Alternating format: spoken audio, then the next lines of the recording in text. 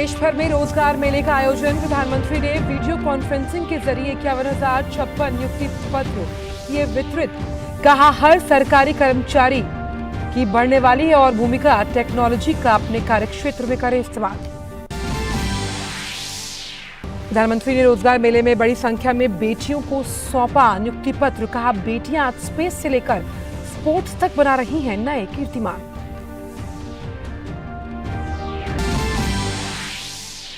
भारत मंडपम में आज G20 university connect finale कार्यक्रम को संबोधित करेंगे प्रधानमंत्री। हजारों छात्र, संकाय सदस्य और कुलपति होंगे शामिल।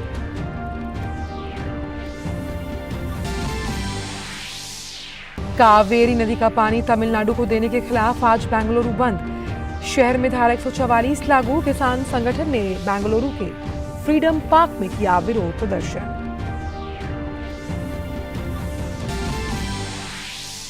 पश्चिम बंगाल में डेंगू के डंक ने ली 35 लोगों की जान।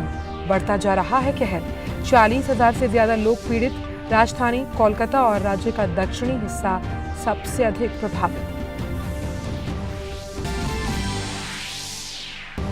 न्यूयॉर्क दौरे पर विदेश मंत्री डॉक्टर एस जयशंकर ने यूएई के अपने समकक्ष से की मुलाकात। अहम मसलों पर हुई चर्चा।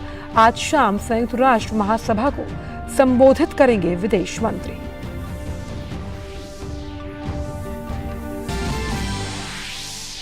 भारत के खिलाफ कनाडा के प्रधानमंत्री के आरोपों पर भड़के श्रीलंका के विदेश मंत्री। कहा, आतंकियों के लिए सुरक्षित ठिकाना बन गया है कनाडा।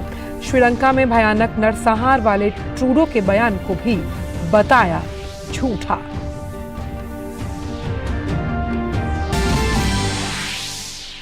चीन के हांगजू में चल रहे 19वें एशियाई खेलों में भारत की नेहा ठाकुर ने नौकायान स्पर्धा में सिल्वर मेडल किया अपने नाम। इस रजत के साथ भारत के कुल पदकों की संख्या हुई 12। नमस्कार, आप देख रहे हैं डीडी न्यूज। मैं हूं आंचल गुलाटी गुंबर। आइए जान लेते हैं इन सभी खबरों को विस्तार के साथ। प्रधानमंत्री नरेंद्र मोदी ने 51,000 नवनियुक्त कर्मियों को वीडियो कॉन्फ्रेंसिंग के माध्यम से नियुक्ति पत्र प्रदान किए। इस अवसर पर उन्होंने इन कर्मियों को संबोधित भी किया। गौरतलब है कि देश भर में 46 स्थानों पर रोजगार मेला आयोजित किया गया। देश भर से चुने हुए युवा विभिन्न मंत्रालयों और डाक, परमाणु ऊर्जा, राजस्व, उच्च शिक्षण विभागों के साथ साथ रक्षा मंत्रालय में नियुक्त किए गए हैं। रोजगार के अवसर पैदा करने को उच्च प्राथमिकता देने की प्रधानमंत्री की प्रतिबद्धता पूरी करने की दिशा में ये मेला एक बड़ा कदम है। प्रधानमंत्री ने बताया कि आज के रोजगार मेले में बड़ी संख्या में बेटियों को नियुक्ति पत्र सौंपे गए हैं। उन्होंने कहा कि बेटियां आज स्पेस से लेकर स्पोर्ट्स तक नए कीर्तिमान बना रही हैं। नई संसद में देश के नए भविष्य की शुरुआत हुई है। साथियों, आज इस रोजगार मेले में भी हमारी बेटियों को बड़ी संख्या में नियुक्ति पत्र मिले हैं। आज भारत की बेटियां स्पेस से स्पोर्ट तक अनेक नए कीर्तिमान बना रही है। मुझे नारी शक्ति की इस सफलता पर बहुत बहुत गौरव होता है। सरकार की नीति भी यही है कि नारी शक्ति के लिए नए नए द्वार खोल दे जाएं। हमारी बेटियां अब देश के सशस्त्र बलों में कमीशन लेकर राष्ट्र सेवा के रास्ते पर आगे बढ़ रही है। हम सभी का अनुभव है कि नारी शक्ति ने हमेशा नई ऊर्जा के साथ हर क्षेत्र में बदलाव किया है। हमारी आधी आबादी के लिए सरकार का सुशासन और बेहतर हो, इसके लिए आपको नए आइडियाज पर काम करना चाहिए। प्रधानमंत्री ने नए भारत में आए दिन हो रही प्रगति का भी उल्लेख किया। उन्होंने कहा कि देश ने 2047 तक विकसित भारत बनने का लक्ष्य रखा है।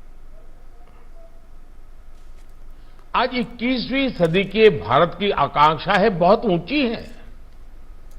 हमारे समाज की सरकार से अपेक्षाएं बहुत ज्यादा है। आप खुद देख रहे हैं कि नया भारत आज क्या कमाल कर रहा है। ये वो भारत है जिसने कुछ दिनों पहले चंद्रमा पर अपना तिरंगा लहराया है। इस नए भारत के सपने बहुत ऊंचे हैं। देश ने 2047 तक विकसित भारत बनने का संकल्प लिया है। अगले कुछ वर्षों में हम तीसरी सबसे बड़ी इकोनॉमी बनने वाले हैं। आज जब देश में इतना कुछ हो रहा है तो उसमें हर सरकारी कर्मचारी की भूमिका बहुत ज्यादा बढ़ने वाली है। जो गैजेट्स आपके पेरेंट्स मुश्किल से ऑपरेट कर पाते हैं, आपने खिलौनों की तरह उनका इस्तेमाल किया है।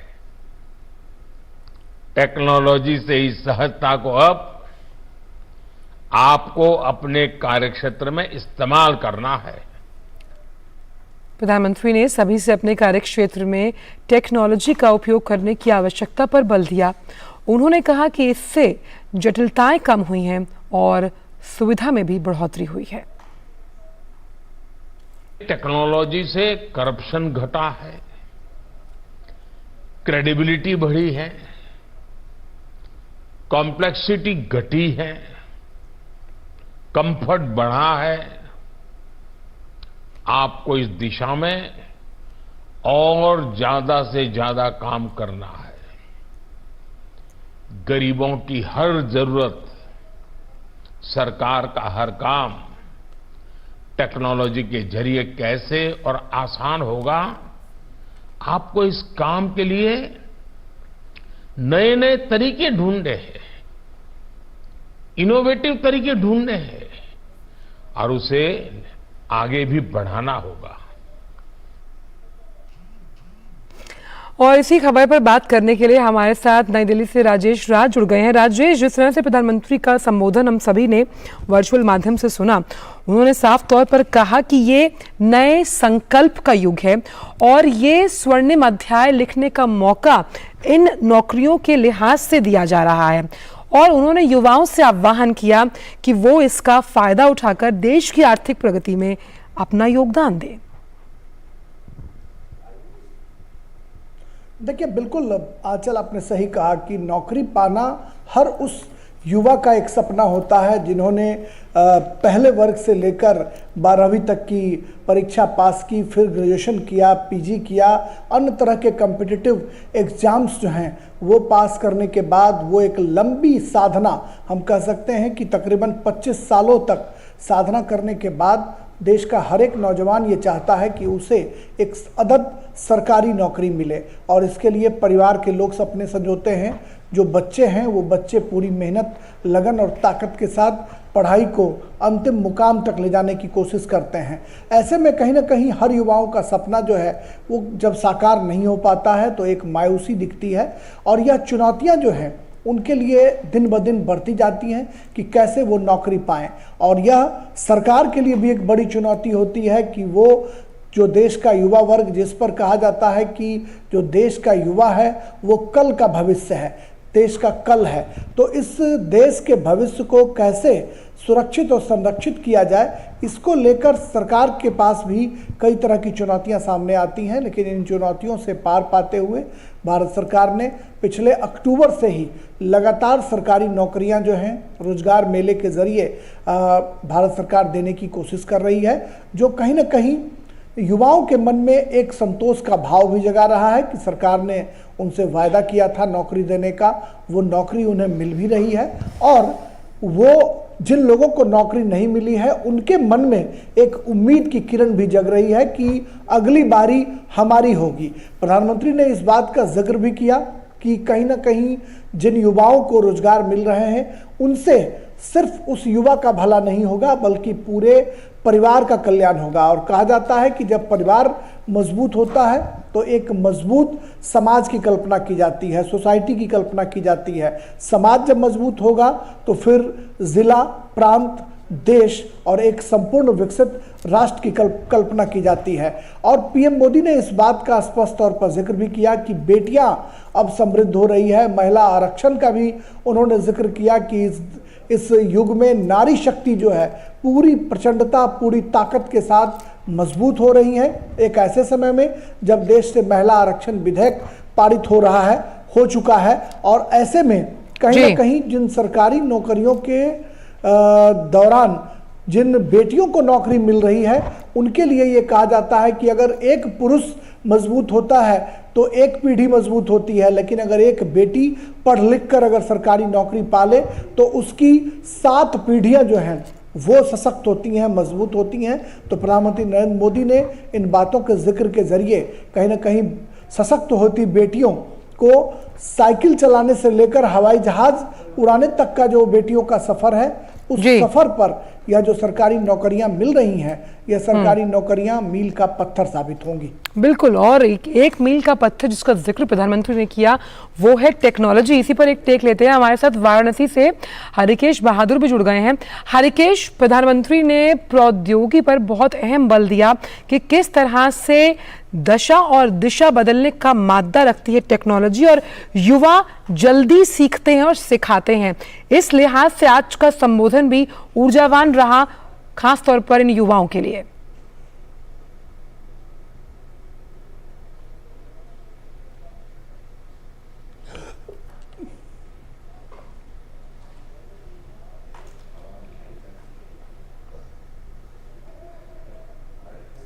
जो महिला शक्ति बंधन अधिनियम आया है और उसके बाद पहली जो यात्रा प्रधानमंत्री ने की वो काशी की महिलाओं से संवाद किया, उन्हें बताया कि किस तरह से नारी सशक्तिकरण का जो वो सपना देखा था उन्होंने, जो इतने सालों से चल रहा था, लोग सोच रहे थे कि नारी को किस तरह से सशक्त किया जाए, वो आरक्षण बिल जो है उन्होंने पास कराया है। और उसके बाद काशी आए और एक सुखद संयोग है कि यहाँ पर भी जो मुख्य अतिथि रही वो केंद्रीय मंत्री अनुप्रिया पटेल रही, जो काशी के पड़ोस की ही एक सीट है मिर्जापुर, वहां से सांसद हैं और यहाँ पर मुख्य अतिथि रही। तो जो रोजगार मेला है उसमें प्रधानमंत्री का चंद्रयान का जिक्र करना, यह है जो टेक्नोलॉजी की आप बात कर रही हैं उसमें भी महिलाओं की भागीदारी, जो चंद्रयान की सफलता में महिलाओं की भागीदारी है उसका भी जिक्र हम लोग बार बार करते रहे हैं, लोगों को बताते रहे हैं।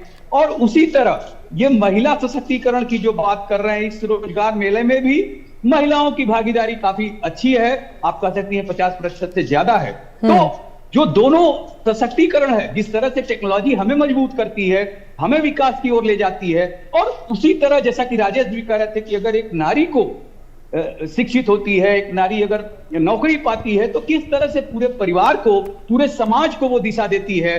और जब समाज को कोई नारी दिशा देगी, यही सशक्तिकरण है। और ऐसी ही सोच है काशी के सांसद की, जो कि अभी 23 सितंबर को यहाँ आए थे अपने आगमन में, और जो जिक्र आज भी प्रधानमंत्री ने किया कि स्पेस से स्पोर्ट्स तक, तो यहां पर भी एक सौगात दी, इंटरनेशनल क्रिकेट स्टेडियम की आधारशिला रखी। तो वो इस तरह से कनेक्ट करते हैं। और मैं आपको एक और बात बताऊं कि जब यहां आए थे तो उन्होंने देवी अहिल्याबाई से लेकर लक्ष्मीबाई, जिनका की जन्म काशी में हुआ है, ये हम लोगों की जो पूर्वज हैं, जो महिलाएं सशक्तिकरण का एक बहुत बड़ा उदाहरण है, जो हम लोगों के लिए आदर्श हैं, ऐसी महिलाओं का काशी से नाता रहा है। और आज वही सुखद संयोग फिर दिखाई दिया कि जो मुख्य अतिथि हैं वो अनुप्रिया पटेल केंद्रीय मंत्री, वो यहाँ पर रही। तो जो महिला सशक्तिकरण है, और एक और अच्छी बात आंचल आपसे मैं शेयर करना चाहूंगा कि ये जो पूरा आयोजन है वो काशी हिंदू विश्वविद्यालय शिक्षा के पवित्र मंदिर में जो बिल्कुल हरिकेश, हम समझ सकते हैं। और साफ तौर पर प्रधानमंत्री ने जहां टेक्नोलॉजी पर बल दिया, वहां पर उन्होंने सीखने की जो ललक है उसके बारे में भी बात की कि किस तरह से कर्मयोगी युवा लगातार जो पोर्टल है उस पर जाकर सीख सकते हैं। आप दोनों का ही बहुत बहुत शुक्रिया इन तमाम जानकारियों को हमसे साझा करने के लिए। और आज जिस तरह से प्रधानमंत्री ने वीडियो कॉन्फ्रेंसिंग के माध्यम से ये जो नियुक्ति पत्र बांटे हैं, ये इस बात की तस्दीक करते हैं कि किस तरह से रोजगार के मोर्चे को लगातार सरकार प्राथमिकता दे रही है। बढ़ते हैं आगे। प्रधानमंत्री आज नई दिल्ली के भारत मंडपम में G20 यूनिवर्सिटी कनेक्ट फिनाले कार्यक्रम को संबोधित करेंगे। G20 जन भागीदारी आंदोलन में देश भर के विभिन्न स्कूल्स, उच्च शिक्षण संस्थान और कौशल विकास संस्थानों से रिकॉर्ड 5 करोड़ से भी अधिक युवाओं ने भाग लिया। G20 यूनिवर्सिटी कनेक्ट पहल भारत के युवाओं के बीच भारत की G20 प्रेसिडेंसी की समझ बनाने और विभिन्न G20 आयोजनों में उनकी भागीदारी बढ़ाने के उद्देश्य से शुरू की गई थी। प्रारंभ में भारत की स्वाधीनता के 75 साल पूरा होने के उपलक्ष्य में 75 विश्वविद्यालयों में आयोजन की योजना बनाई गई थी, लेकिन इस पहल ने अंततः पूरे भारत में 101 विश्वविद्यालयों तक अपनी पहुंच बढ़ाई। G20 यूनिवर्सिटी कनेक्ट तहत के अगर कार्यक्रमों की बात किया जाए तो उसके अंतर्गत कई कार्यक्रम आयोजित किए गए और इस यूनिवर्सिटी कनेक्ट फिनाले कार्यक्रम स्थल पर लगभग 3000 से ज्यादा छात्र, संकाय सदस्य, भागीदार विश्वविद्यालय के जो कुलपति हैं वो हिस्सा लेंगे और देश भर से छात्र भी इस कार्यक्रम में लाइव जुड़ने वाले हैं।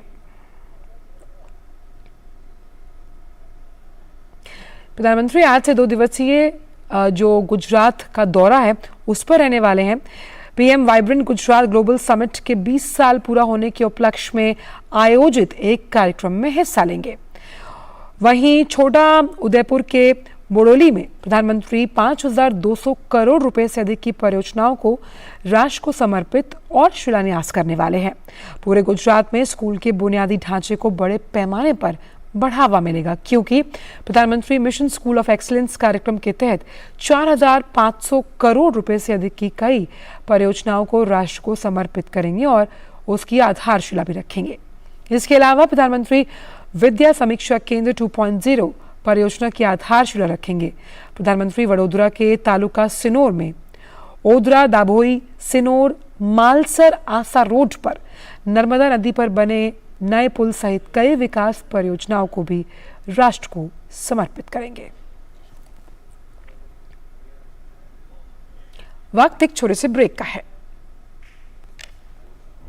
शेयर मार्केट में इन्वेस्ट करें, गारंटीड रिटर्न से लाखों कमाएं। ये लिमिटेड ऑफर सिर्फ आपके लिए। नागिन की आंख में कैमरा फिट होता है। तुम भी क्या बकवास पे यकीन करती हो? आप भी तो वही कर रहे हो पापा। शेयर मार्केट में कोई गारंटीड रिटर्न्स का वादा नहीं कर सकता। ऐसा कोई मैसेज, मेल या ऐड दिखे तो समझिए गलत है। ऐसे स्कीम निवेशक के साथ धोखा है और कानूनन अपराध भी। कितनी बार तो समझाया आपको।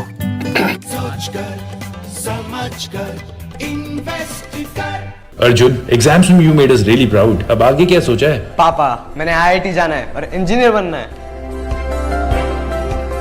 थिंक IIT, थिंक विद्या मंदिर। ब्रेक के बाद सभी का स्वागत। और अब खबरों के कारवां को बढ़ाते हैं आगे। रक्षा मंत्री राजनाथ सिंह ने आज नई दिल्ली के मानेकशॉ सेंटर में Indo Pacific army chief conference को संबोधित करते हुए कहा कि प्रधानमंत्री ने इंडो पैसिफिक के लिए 5S का मंत्र दिया है, जिसमें आपसी सम्मान, संवाद, सहयोग, शांति और समृद्धि शामिल हैं। The Indo-Pacific region has emerged as a pivotal geopolitical and strategic concept in recent years, transforming from a primarily maritime concept into a comprehensive strategic framework.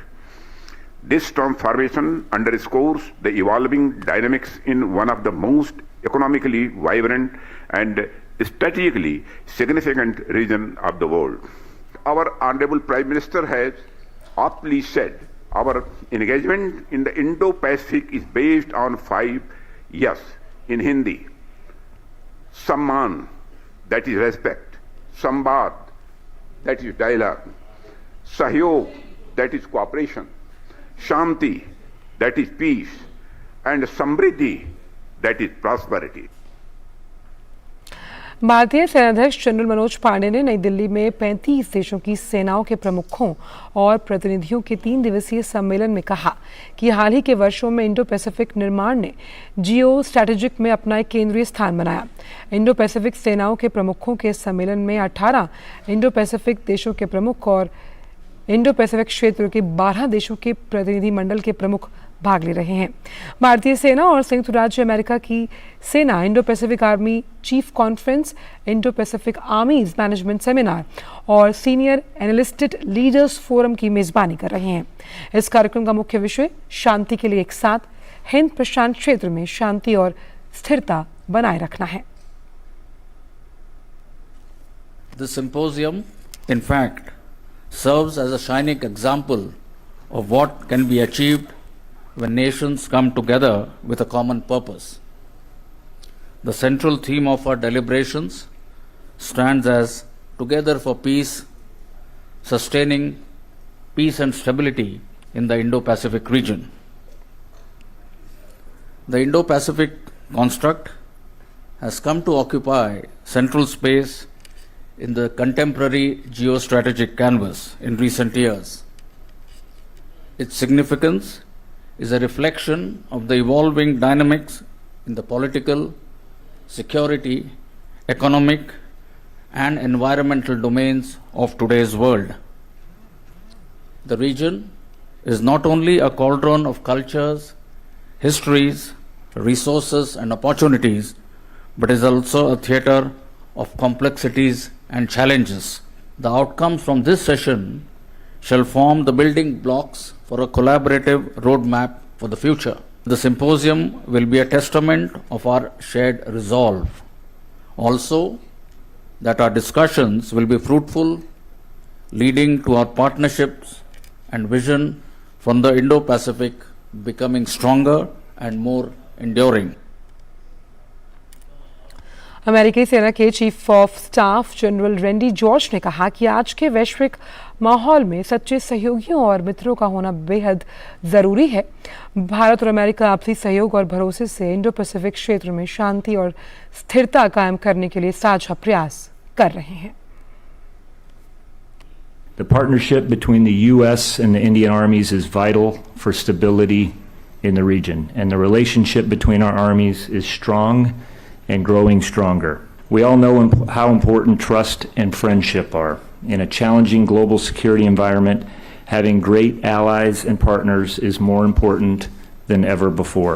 We deepen our unity and collective commitment, and that is how together we maintain a free and open Indo-Pacific.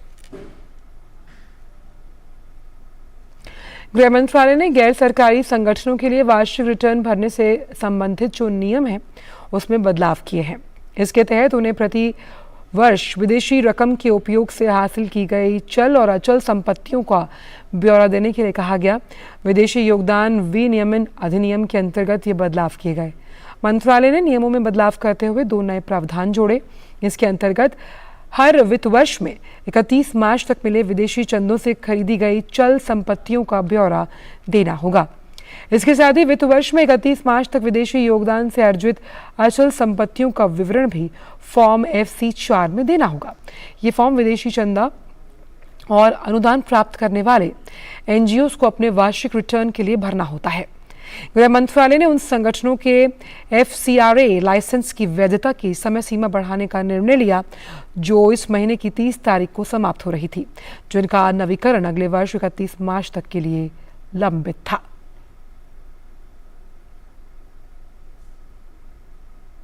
खबर पश्चिम बंगाल से, जहां dengue का कहर बढ़ता जा रहा है।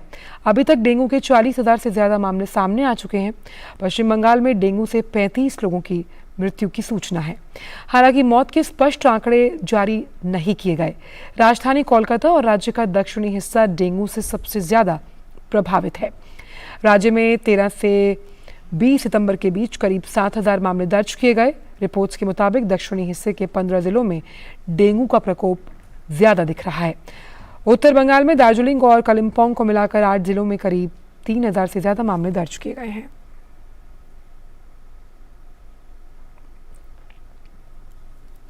खबर खेल जगत से। एशियन गेम्स में भारत के खाते में एक और मेडल जुड़ गया। इस बार नेहा ठाकुर ने महिला डिंगी नौकायान स्पर्धा में सिल्वर मेडल जीतने में सफलता पाई। 17 वर्षीय नाविक नेहा ठाकुर ने लड़कियों की डिंगी ILCA 4 स्पर्धा में 11 जो रेसेस थी उनमें कुल 27 अंकों के साथ सिल्वर पर कब्जा जमाया। इस प्रतियोगिता में सेलिंग में भारत का ये पहला पदक है। इस मेडल के साथ भारत के पदकों की संख्या 12 हो गई। और फिलहाल समाचारों में इतना ही। दीजिए इजाजत। नमस्कार।